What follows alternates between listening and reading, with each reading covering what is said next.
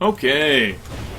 Entrant 61 comes from Neveza, who writes, have you ever considered putting your LGWI hobby on a resume? And 2, what is the one thing that benefited you throughout this hobby that you never considered being, beneficial? Sorry for the redundancy. Jokingly, I have. It's good for a laugh. Now, in regards to your second question, what? I'm not sure I understand. It's difficult to provide bacon when I don't understand.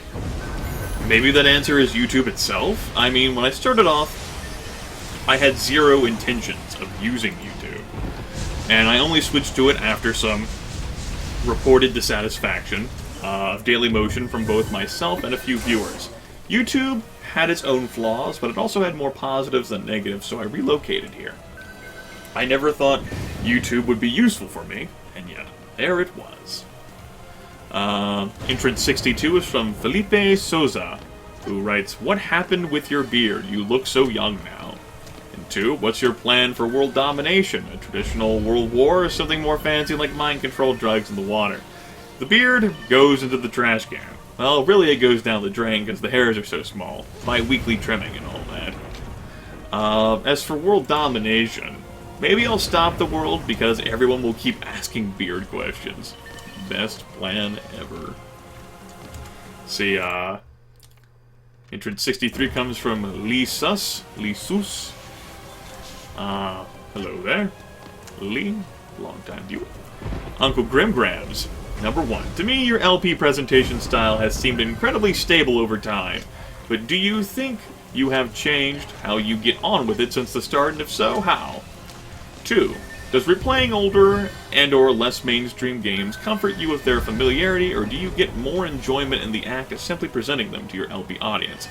Before gravity broke my Zeus, I recorded all game sound with my laptop microphone, as you may recall, or you can certainly hear in the older videos. Nowadays, I have a headset and a professional microphone and Bandicam. I used to be limited by more severe time constraints, and I understood less about what people wanted to see and hear. Nowadays, I can make videos as long as I fucking want, but I put them in what I think are manageable viewing chunks so as to not overload more sensitive viewers. I've definitely changed as a person over 3.5 years, and that includes how I communicate with the audience. I only talk to myself before on a regular basis, not hundreds, much less thousands of people. About your second question, I think I'm going to have to take a page out of LeeSuss' book here and say, yes? Entrant 64 is from ASDFGH12678, who writes, how would you see all life be erased? What is the series or game that has given you the most enjoyment throughout your life? How would I see it? I wouldn't! Why not? Because it's being erased! Alternatively, maybe someone will break my beloved copy of SimCity with a hammer, and it just cause reality to stop due to my emotional distress. Entrant 65 comes from the Dwarf Dragon, who writes, are there any games you wish to record but simply cannot? Because of software or hardware limitations. Or limits, rather. What is your favorite part of the YouTube hobby? Is it recording, interacting with viewers, collaborating with other YouTubers and friends, or more recently speaking, streaming? With the new computer, I removed my restrictions. There's nothing I want to play right now that I cannot record. And my favorite part of this hobby is none of those options. It's myself. Heil myself! Heil to me! I do this hobby for selfish reasons. And, because entertaining and educating others gives me pleasant feelings. Your benefits, while all fine and very well, are secondary to mine. True facts. Entrant 66 comes from Moogie SRO. Hello, Moogie. Apologies if this question is too personal. What was the traumatic events that led to your lifelong hatred of old people? You've offhandedly mentioned something about a relative and some sort of gender misidentification incident, but kept it deliberately brief and vague. I understand if you would prefer to ignore this one. 2. Why 2 questions this year? You must be feeling particularly generous. Thanks for the things that you do. for entertainment, and for simply being you. Alright, as a kid, I liked long hair. I really can't tell you why, because to be honest, I don't quite understand Kid Grimith either. I really liked spiky hair, and I really liked having a ponytail, and I really, really liked having the two combined. So, not just a mullet, but a spiky mullet. Actually, I wouldn't quite say it was always a mullet, particularly when I was younger and didn't much care about the fronts and sides being long, but my mom didn't like that. She thought I looked dumb, or at least I think she did, so my hairstyles really fluctuated. What matters, though, is that I had shoulder-length hair for much of my childhood, and I didn't start wanting to keep my hair short permanently until, 13? Maybe 14. I know I was in middle school at the time, the last time I had long hair. Anyway, since I liked long hair, and it was a beautiful blonde, which changed into a light brown, and I was such a cute kid, I was often the target of gender misidentification from old people. You know, the grabby, seedy old people who put their hands on you and run their fingers through your hair and give you that creepy wave and smile and give all sorts of compliments to your mother about you and talk about you in the third person or give you that fucking cutesy baby talk like you're their fucking dog, and it's all under the assumption that you're a girl. Let me go ahead and here we go. I know we have a tendency to focus on the negative in our lives, particularly during our formative years. But those constant experiences of fucking grabby-ass, blind, arrogant old people really piss me off. And when I say arrogant... okay. I like history. What I don't like is the feeling of being trapped by an old person because your mom or dad is visiting them or trying to be polite and has decided that you get to be stuck with them, and so you get to hear about every single story involving their lives and what they did as kids and how things were back then and how kids have it so good these days and how I'd never be allowed to wear my hair that way or play what I play or talk how I talk, and Jesus motherfucking Christ, can I just go home already, Mom? I'm sorry for begging about the Starburst and wanting to rent a game every Friday. I'm so sorry. I'll try not to get my brother in trouble. We can please, just please escape this old fucking crow. There's that arrogant sense of entitlement. You know, the I've lived at least 50... Oh, excuse me. I've lived at least 50 years longer than you, so fuck you, look. It's like they know. They know they are little kid anathema. And they seek to torment you because you have the opportunity to have all the nice things they couldn't. I know I'm being melodramatic here, but you folks were all little kids. You know how little kid logic works. Old people are fucking evil to me then, and I really hated being around them. And you know, God help me if one of those particular old people turned out to be a teacher. Except for first grade, I had relatively young, permanent teachers throughout elementary school. And in middle high school, I had so many more teachers that there was a big mix. But elementary school, you know, here in the United States, you stick with that fucker for the entire year. So if you end up with a bad one, then you are fucked. And I enjoyed them all to varying degrees. My first grade teacher was an old woman near retirement, and she's one of my favorite teachers. So she was a real credit, an exception to the rule on how I felt about old people. But we had a staggering number of substitutes during second grade because the permanent teacher got pregnant. And one of those teachers, who'd sometimes be there for weeks at a time, was an old black woman named Mrs. Walker. Still fucking remember her name. Man, that was some serious little kid hate I had going on her. I mean, fucking righteous anger. Like, even now, if there would be any teacher I ever had in my entire life that I could just fucking punch square in the goddamn jaw and not suffer any consequences for it, she'd be just right above my high school physics teacher. One of the major reasons I hated Mrs. Walker was because of how she'd address me. For those of you who don't know, my first name is Howard, which naturally leads to the nickname of Howie, which is what my parents still call me. as well as the rest of my family. Well, Mrs. Walker decided that she loved my name so much, it reminded her of Howdy Doody Time, which is not quite something a kid can grasp. So she kept calling me Howdy Doody with a sickly sweet voice I now interpret to have been sardonic as fuck. Naturally, I had to ask my mom what the hell Howdy Doody Time was, and I was not impressed. For those of you who don't know, think old-timey puppet show. There you go. And you know, of course, she didn't have any nicknames for the other kids. Just me, the smartest kid in the classroom. Fuck, the smartest kid in my grade. Fuck, the smartest kid in my school. There's a reason I won so many academic excellence awards, including the premier one for my entire school before I graduated.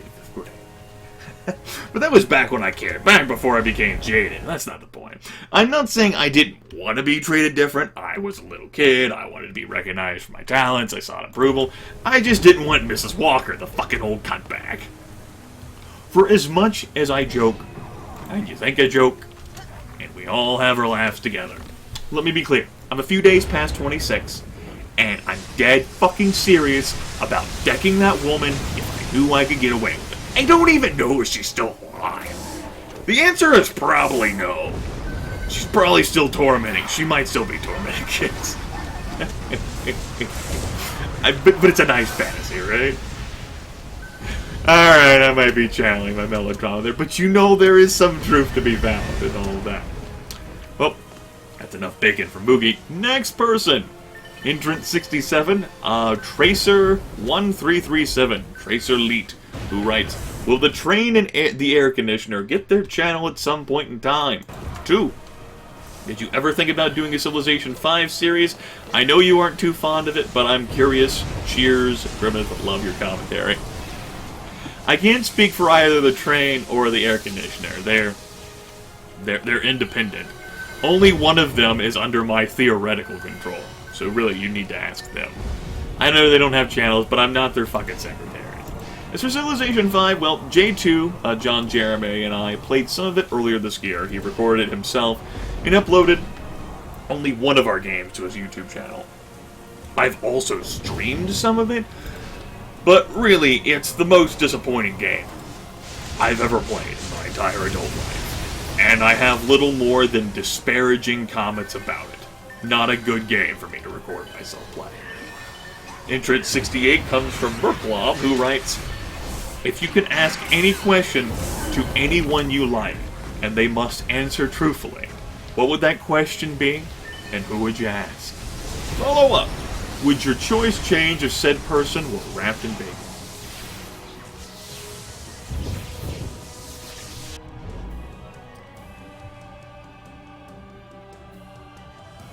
I would ask my father, was it worth it?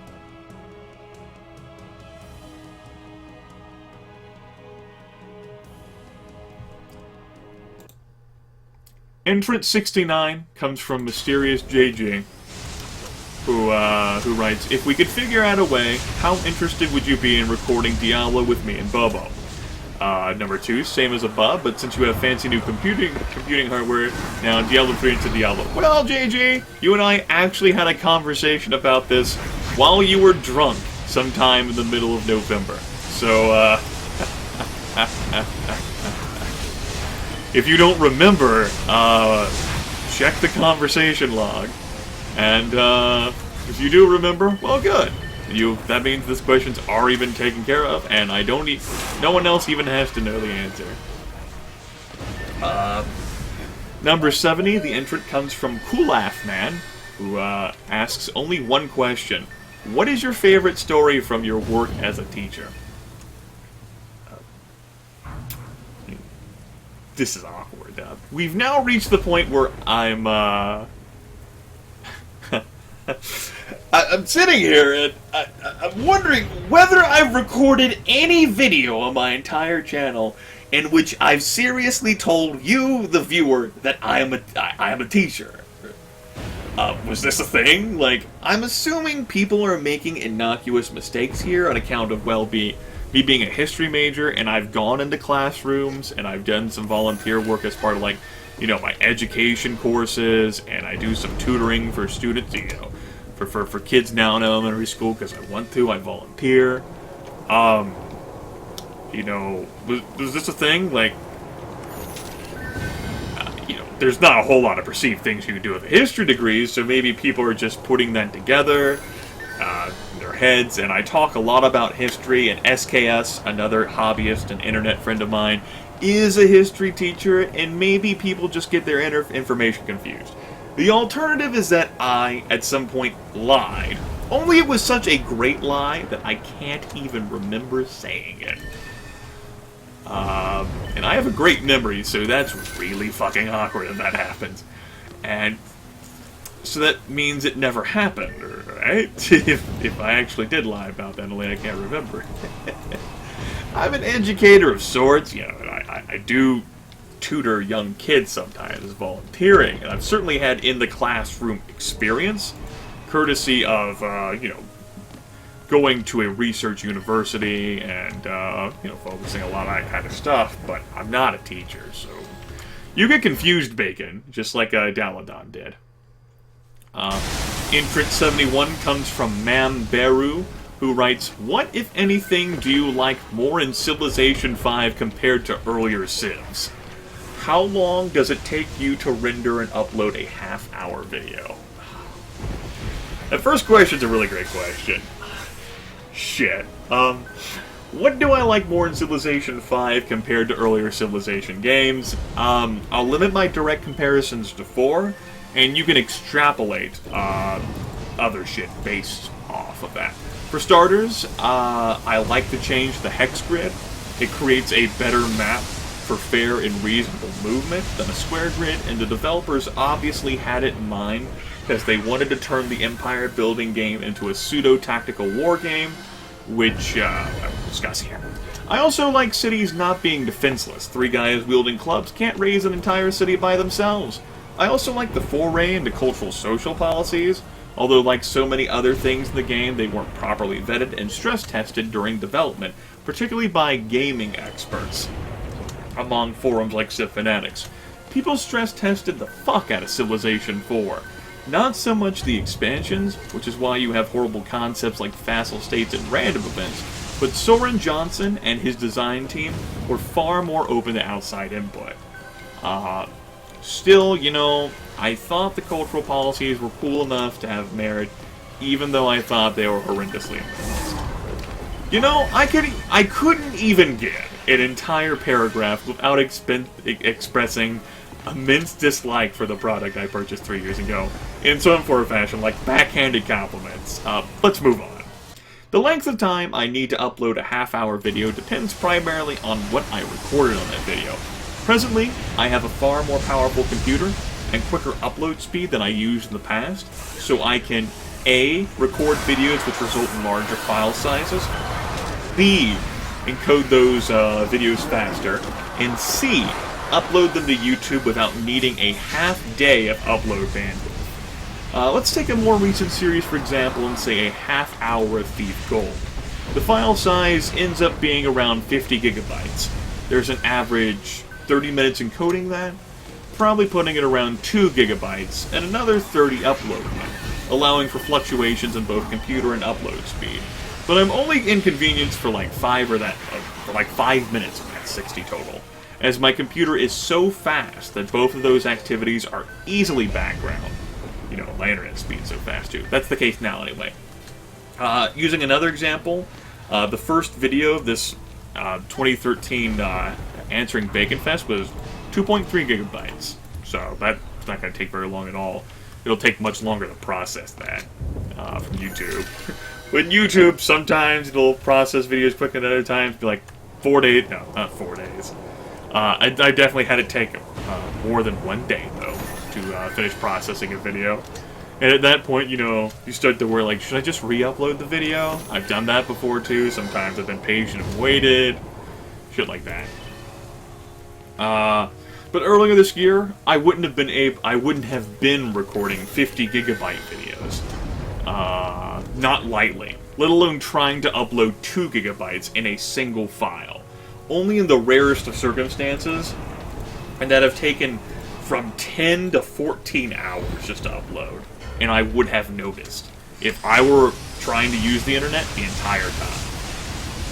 On the flip side, though, there are some games I don't need to encode, and they result in small file sizes.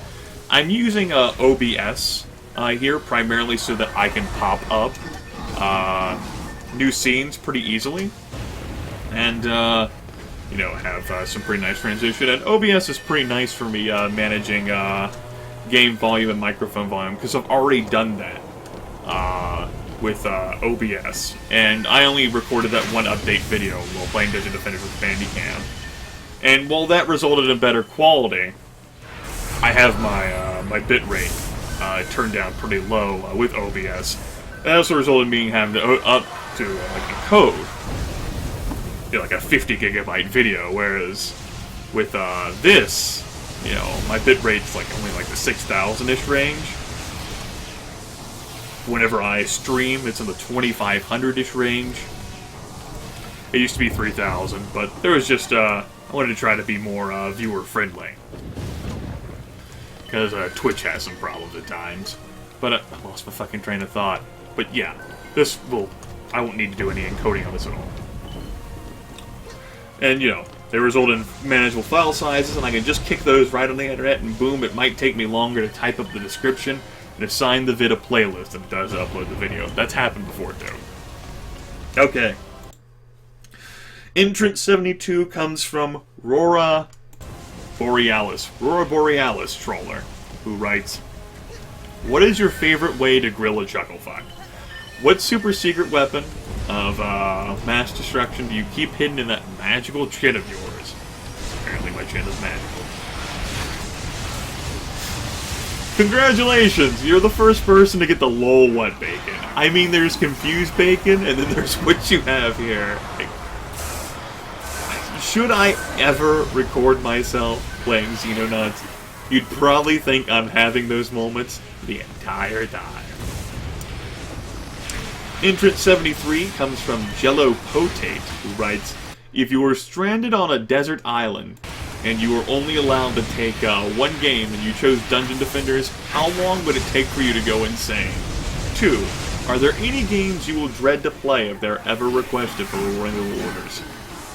For your first question, somewhere in the few days between when I arrived and when I died, I'm sure. I don't think I'd have time to play Dungeon Defenders in such a situation. As for whether there are any games I dread currently on the list, or whether there would be any games I dread if they were requested, no. If I had enough of an emotional outpouring to dread the game, then I'd message the suggester and tell them to pick a different substitute, because I'm not fucking playing that game. End of discussion. You know, the Rewarding the Rewards opportunity, as I first offered it, was just a convenient to reward folks who ended up donating for nothing, and I allowed a few folks to piggyback off of that. The one that I offered earlier this year, I'm pretty sure I'd make the fucking, the lines plain and clear that anyone who does this is at fucking risk. This is not a promise or guarantee of, product. I'm no merchant. We're not buying thing. It's gonna be, you're gonna be pretty fucking hard pressed to hold me accountable. And in that situation, it's, you're making a donation. The donation in itself is the very thought of you're not really looking for anything in return on that front, regards like actual material gain. So in that instance, I would definitely keep the money, but I would say you need to come up with a better suggestion, just as I would in any situation where I couldn't actually record the game. If you don't like those odds, and I've made that clear, don't fucking give money. Don't do it.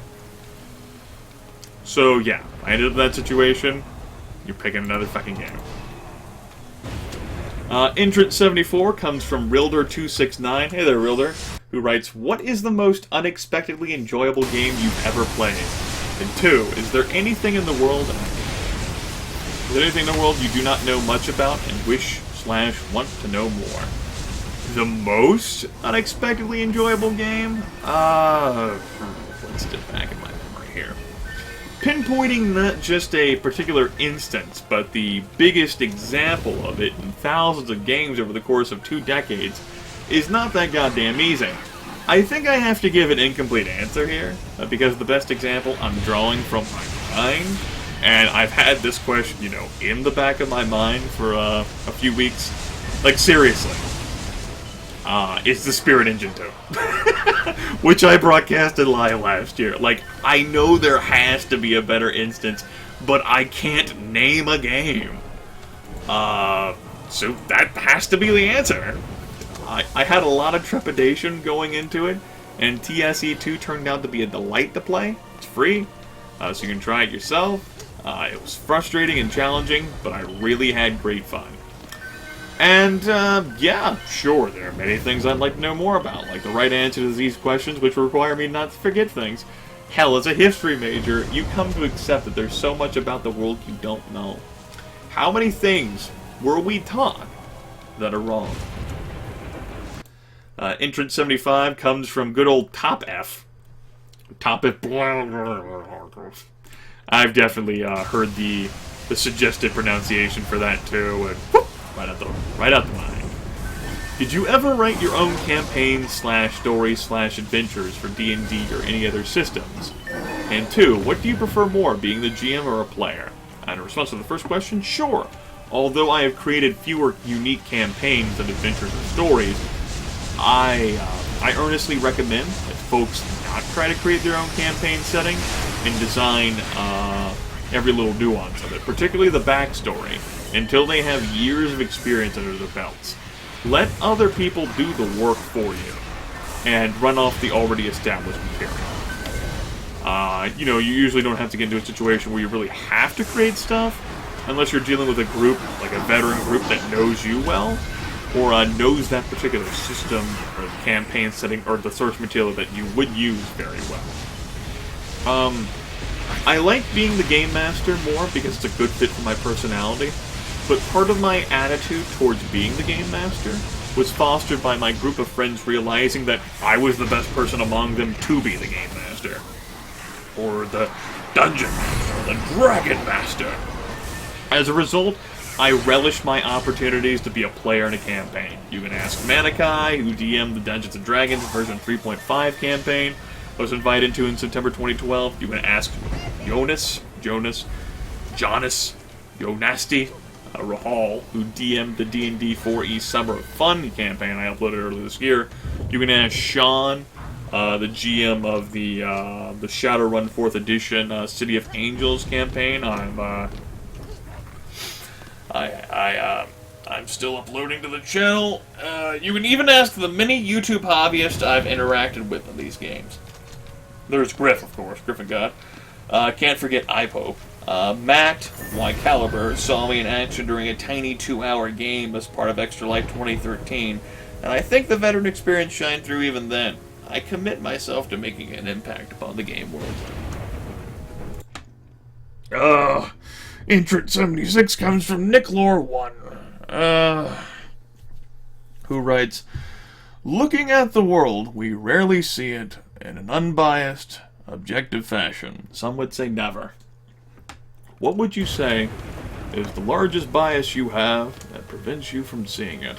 Also, why is it that I never see you really boarding the hype train for some new game?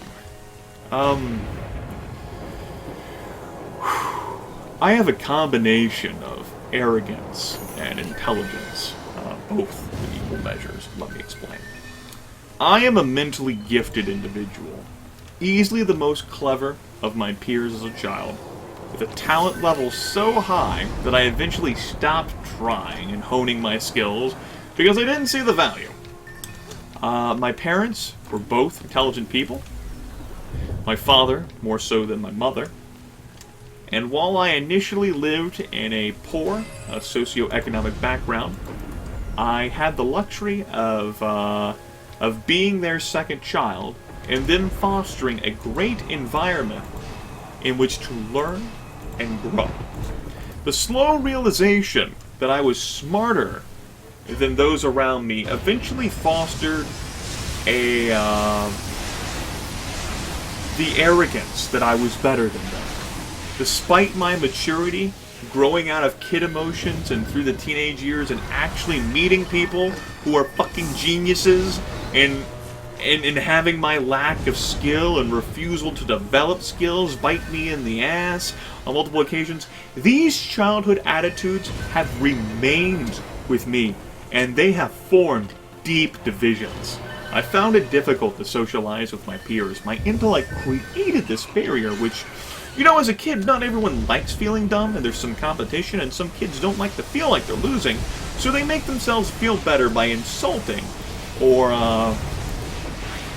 ostracizing you and blah blah blah. I'm not a sociologist, and this isn't a research paper. What matters is that for as weathered and reshaped those kid thoughts have become, they still exist. There is not a doubt in my mind that I am the one of the most intelligent people I interact with on a regular basis. I have a gifted insight, a special wisdom honed through mental isolation that those around me do not possess. Do I think less of them? I try not to. Some days are better, other days are worse. The arrogance has been sculpted by the wrath my father and his father passed down to me, and it's always there. Always. In every video, with all interactions. I'm smarter than Lethal, I'm smarter than SKS, I'm smarter than Griffin God, I'm smarter than Jeff, I'm smarter than Inferno Canuck, than every person I've ever done guest commentary, or co-commentary, or a tabletop game, or anything. Especially if it involves literati, because I'm a Scrabble mindfuck. Melodrama aside, I am smart enough to recognize my numerous failings. There is no worse critic, no greater eviscerator of Grimith than himself. The live commentary I do certainly isn't of help. Not everyone recognizes the mental drain of live commentary. Why does everyone you watch seem stupid compared to you? Because you can full screen a game and see every detail with far fewer distractions than them. You know how fucking hard how difficult it is for me to just even doing my autopilot steering of just like running around and upgrading stuff and grabbing mana. And like trying to answer questions too. And this is like with outlines and shit I am tight. This is why, I like to minimize the multitasking that I do. Like whenever I have like these sort of like update videos, the Q&A stuff, I've done them on their own instead of actually playing a game. It's not an excuse. It's a statement of fact. It's a fucking excuse to be a person, but no! It's the fucking truth! And you have to accept the fact. You have to be cognizant and aware enough to realize the cons, the limitations of such a thing. Anyway, I might be more intelligent, but that doesn't make me better. And I am quick to acquiesce to the educated opinion or expertise of another on a subject with which I am unfamiliar. I might be smarter than everyone who, say, works at a trust plant, but fuck if I have their pertinent skills. I wouldn't be able to fucking do anything. Dragon named Dragon. Good job, game. But these elements within me have undoubtedly altered my perception of the world in ways I both can and cannot recognize. As for the hype train, there's not enough room on it for an arrogant, overbearing giant like me. With few exceptions, I take a wait-and-see approach to games. After all, I've played thousands of them, and there are thousands more left untapped. The way the business model works, companies take a few months to fix bugs, maybe lower the price to bait buyers, stuff like that. The latest purchase I made of a major game that's recently released was of Europa Universalis 4, which came out 3 months ago? And I bought a copy for myself as well as a gift copy, and I got them both on sale for 40% off each. Special deal. But then, the weekend after, numerous retailers, including Steam, sold the game for 50% off. And while I'm intelligent enough to realize the price fluctuation doesn't matter, that I thought the 40% off was good value, that I don't regret my purchase, I'm still all, son of a bitch! But yeah, I seldom pay attention to new releases. I let the games come out, let's see what the peers think, and whether developers fix the bugs, which are undoubtedly a part of the game, because that's how the business model is nowadays for PC games. Besides, computers are complicated, yo. Entrance 77 comes from the Hayuko, who writes, would you ever consider doing another Let's Play of an RTK game? 2. What is your opinion on the attempt of colonizing Mars? It has been a pleasure to watch your videos and streams, and I wish you further success. Yes, it'll probably happen at some point, but I have no interest of playing another Romance of the Three Kingdoms game at this time, and I don't think there's one on the list, the RTR list. As for Mars colonization, I don't have an educated opinion on it, but I think global society should focus on more practical goals, and Mars colonization is not one of them at this time. How about we try the moon first? Maybe set up a global satellite network, or SHIELD, or some kind of response team dedicated to stopping a space object before it cataclysmically collides with Earth. Perhaps we need another Nazi Germany whose fascist regime somehow fostered amazing creativity and technological progress, so governments worldwide can have a collective light bulb go on over their heads and be inspired. Bureaucracy is not inspiring. I mean, I may be full of hot air here. Like I said, I don't have an educated opinion. What I do know about space and how travel works and the distance from here to Mars and all that other stuff, though, is that it's not quite a feasible objective right now. See here. Entrance 78 comes from Casey J, who writes, okay, one serious question and one goofy question. Grimith, do you have any advice for going into a game as a player rather than a master? D&D Advanced Original. 2. Grimith, can you get on? If you do not know what it is, look it up on YouTube. Happy birthday from Casey J. Oh, and you did say my name correctly the first time you read it last year, so congratulations, Tyler Cooking. I'm glad past Grimith did that. Future Grimith's not even going to take that fucking chance. Be upfront about about your expectations of the game, as well as of the gaming group. Identify what it is that you most enjoy about the tabletop experience, and search for groups that can fulfill your desire. Take responsibility for everyone else's fun, not just your own. No matter the system or group, you are as important to everything at that table as everyone else, and it's your responsibility to learn what you're doing and pay attention to the game. Don't be a derp.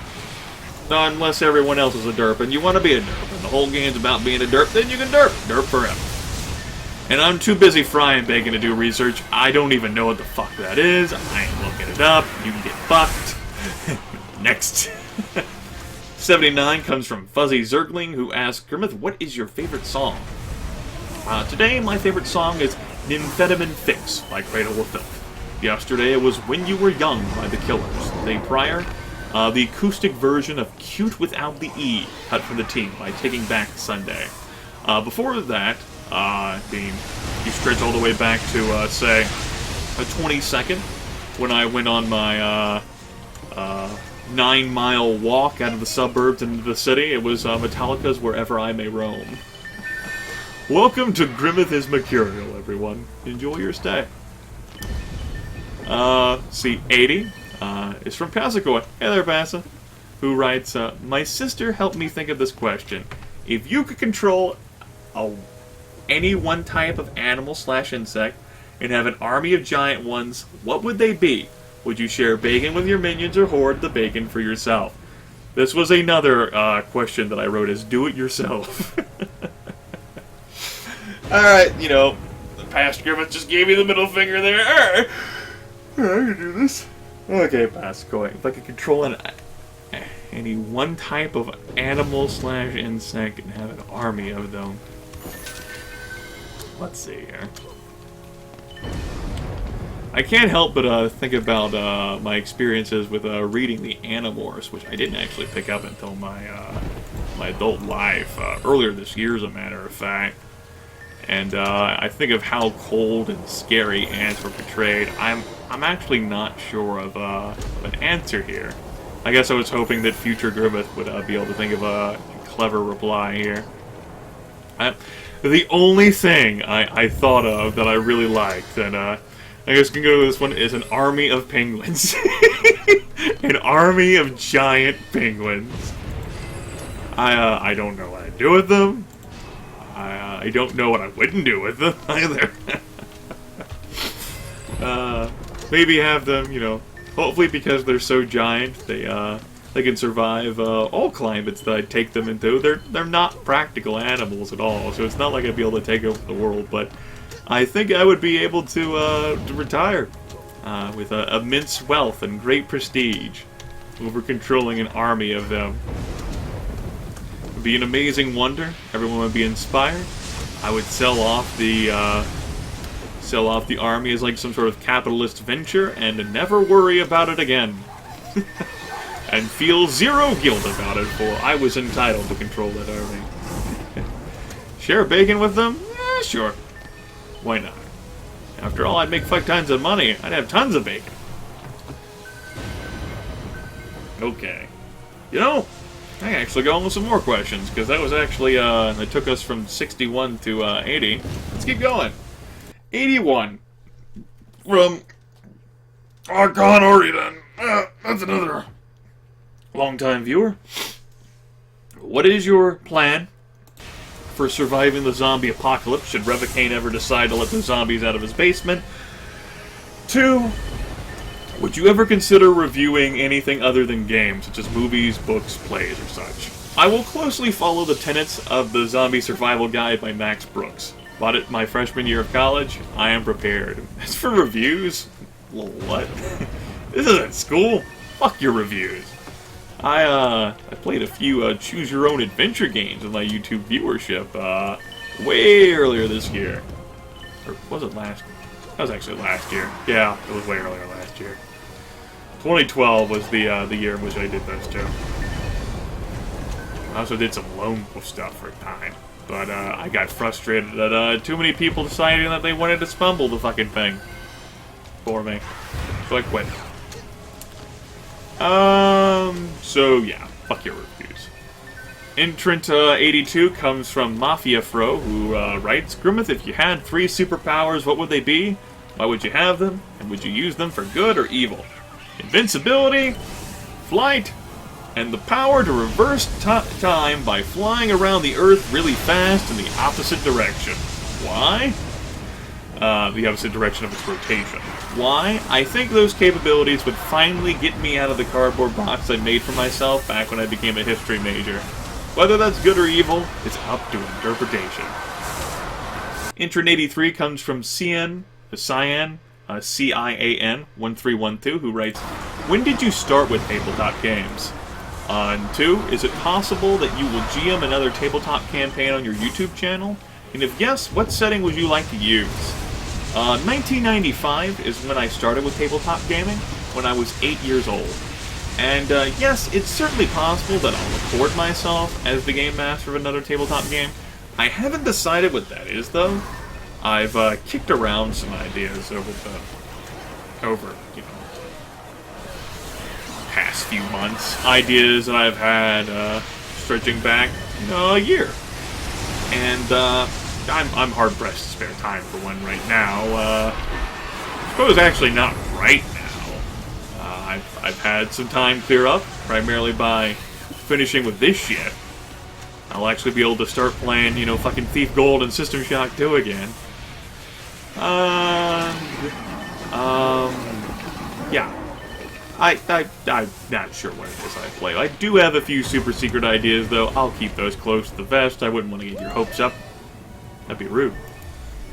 Let's see here. Entrant 84 comes from Warhammer Gemer, who writes, are you gaining weight? As per, and he references a video of me doing some stuff while showing off my face in February 2011. You look quite, larger. My weight fluctuates daily, so the answer to your question is yes. Is that abnormal? Here, have some snarky commentator bacon for your trouble.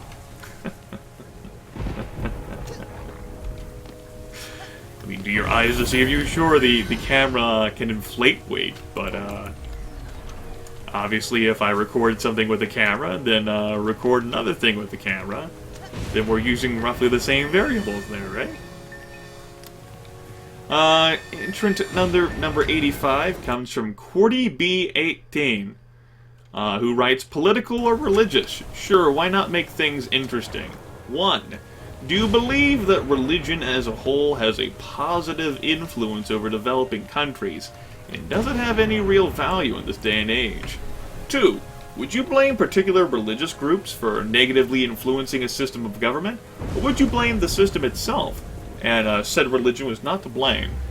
The answers to both questions are mixed. I think religion has made positive contributions to society and human civilization, but religion has also fueled immense negativity throughout history. Of course, my personal experience is heavily influenced by Christianity, more specifically Protestantism. 2 of my peers gifted Bibles to me back in middle school, and I spent many long nights poring through them, as well as reading third-party books and consulting other people for various interpretations in order to form an educated opinion. There's definitely been many times where I've been stuck in a doctor's office for a few hours back when I was too young or just it was inconvenient to leave me at home. I'd get stuck there, so I'd read. And one of the things you can really trust into reading for a long time is fucking Bible. In comparison, I've only read translated excerpts of the Torah and Quran. So really, the only educated opinion I have involves Abrahamic religions, and even then I'm pretty shaky. Anyway, that's not the point. As a history major, I've certainly had the opportunity to observe the effects of religion on Western civilization, and it's definitely mixed. And I think that applies to modern day as well. Both a negative and a positive influence on developing countries. I can't imagine how the world would be different without the impact of religion, because such a concept is alien to me. It's so intertwined with our history. And those are who to blame. Those are who to blame. It's not a religion. It's not a system. It's people who are to blame. Does religion have any real value in this day and age? Sure, because religion shaped the lives of billions. Religion, or the absence of it, is a cornerstone in the lives of our peers, of our elders, of our youngers, of our educators, and of our government officials. I think that truth indicates value. And, you had multiple questions there. More than 2, in my opinion. So, we're moving on here to Entrant 86, Smoshy Dude, who writes, what is your opinion on Star Wars Empire at War and Lord of the Rings Battle for Middle-earth? On 2, folks trying to condense their questions into compound questions. I'm taking it as a how I feel approach. Random variance according to my brain and my current mood. Your mileage may vary. 2. Who you be interested in any co-commentaries, just playing a game with someone, but with someone you aren't as familiar with? Now the comment part of the comment. Third one already, goddamn, I feel old. I've been around for a while, and watching you grow and flourish as a pretty flower that is made of blood and fantastic. I haven't left your side in 3.5 years, and I ain't leaving anytime soon. Empire at War? I haven't played that since my freshman year of college. I got it as a Christmas gift in 06, and I didn't play it much because my computer had some issues with it. And I've sort of forgotten about it over the years, but I can actually, yeah, there it still is with the case. So I do have it with an easy reachable access with me right now. So yeah. My computer had some issues with it running at the time, and I sort of forgot about it over the years. Still, excuse me. I thought the game was alright. I've never played Battle for Middle-earth, though, so I don't have an opinion. As for your second question, probably not. Maybe in limited circumstances. I don't go looking for people to converse with while I play games. That's why the live stream is there, right? And even if I did, I could just message Lethal and say, "You're coming along with me." And he'd be like, "I am? Okay. Problem solved." Entrant 87 is from Two String Guitar, San Andreas, who writes, "Monty? Pirates? Should I be scared or scared?" Yes to everything, Sam. Yes to everything. Entrant 88 comes from PW Wooden, who writes, "What items would you choose for your last meal? Will there be more roguelike awesomeness in the future?" Last meal? I don't know. That sounds like a lot of pressure. Why would it be my last meal? That impact my decision. I might not eat anything. Alternatively, I could snack of Jesus. That worked out well for his disciples, right? Concerning roguelikes, I'm not the right person to go to for roguelikes and roguelike likes or whatever the hell kind of bullshit people want to try and cram under that fucking umbrella. Because the term is so flexible and its interpretation has increasingly become a pain in my dick. But according to the Rewarding Rewarders 2013 and 21X list, I'll definitely be playing more of these so-called roguelike games at some point in the vagueness that is the future. You've got, Tomb, the Tales of Magiol, the Tears of Magiol, the Tires of Magiol. You've got the one that was marketed as like a roguelike or something, Faster Than Light. You got some other stuff on the list. It'll be happening. Entrant 89 comes from Shaman490, who writes, "Dating the streams, do you believe that the Chucklefucks could have resisted the temptation of the Iron Spike if you had not intervened with your peer pressure? 2. What hero quest do you feel you would probably be best suited for, / most likely to succeed at, / probably at least live through?" First question? Absolutely. It's my fault. I accept full responsibility, and I'm okay with that. I'm part of the problem. And your second question? Absolutely none of them. I am not a survivor. As for why we haven't done any sort of that King of Dragon Pass Chucklefox shit, well, I haven't felt like doing it, so we haven't. The end. With the free time that I've had, just like we haven't spent, some of the free time I've had on playing, Thief Gold or System Shock 2. Priorities. This is a hobby of mine. Cut Soldier is Entrant 90. Cut Soldier asks, "Have you ever thought performing an audiobook? Also, what's the proper title of a person whose occupation is reading books aloud for audiobooks?" I've done amateur audiobooks, just ask Tiny Shopkeeper. I read the entirety of Neuromancer for him. I'm serious. It's not something that can be made public, though. Then the bad people will get me. Also, this is not search engine bacon. You'll have to find search engine bacon elsewhere. Alright. Woo! We actually still got some time before the hour's up, but since we're in the middle of the wave, we'll go with Entrant 91. Adder, Ater, 367. Who writes, "What happened to your beard?" And 2, who would win in a fight, Judge Dredd or RoboCop? The beard is clearly an attention whore that wanted to see how much my viewers would miss it. And I definitely have to say that RoboCop would win, although I don't know. Sly Stallone wouldn't have allowed himself to play as a loser, right? Right? Entrant 92 comes from Faulted Ravage, who writes, "What is your favorite era of history?"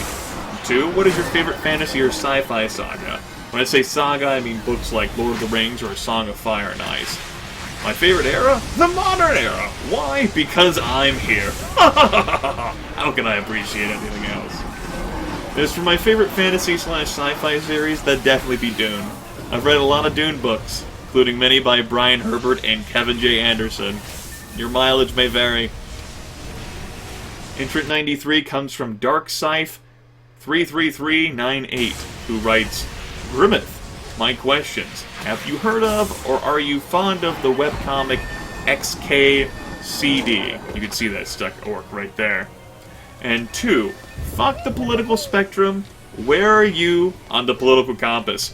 Alright, this is the question I thought of that was going to involve pictures. That'll be a pretty serious question, folks. You'll have to go to the next video to get to it. Alright. Cliffhanger. Of sorts.